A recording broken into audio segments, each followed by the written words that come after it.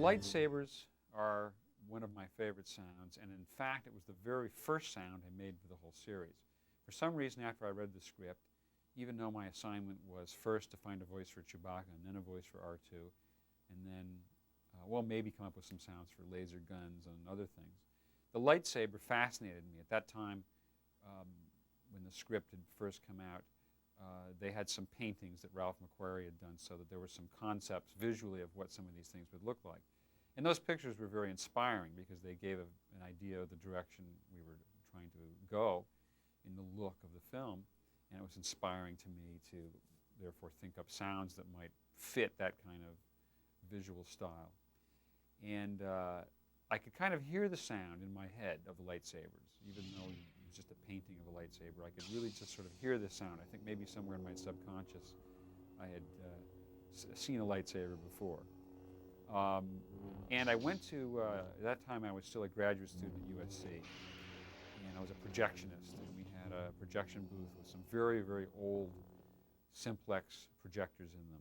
And they had an interlock motor which connected them to the system, which when they just sat there and idled made a wonderful humming sound, and it would slowly change in pitch, and it would beat against another motor. There were two motors, and they would harmonize with each other.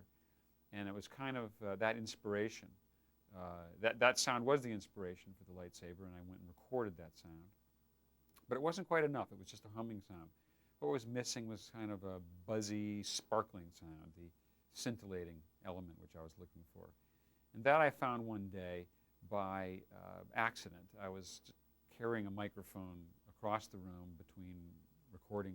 I was recording something over here, and I walked over here with the microphone, passed by a television set which was on the floor, which was on at the time, without the sound turned up, but the microphone passed right behind the picture tube, and as it did, this particular microphone produced an unusual hum. It picked up transmission from the television set, and a signal was induced into its sound reproducing mechanism.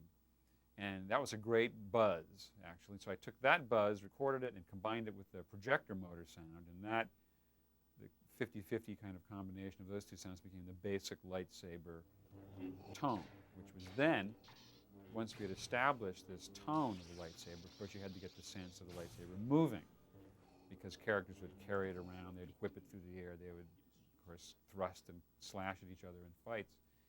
And to achieve this additional sense of movement, I played the sound over a speaker in a room, just the humming sound, the humming and buzzing combined is an endless sound, and then took another microphone and waved it around in the air next to that speaker so that it would come close to the speaker and go away.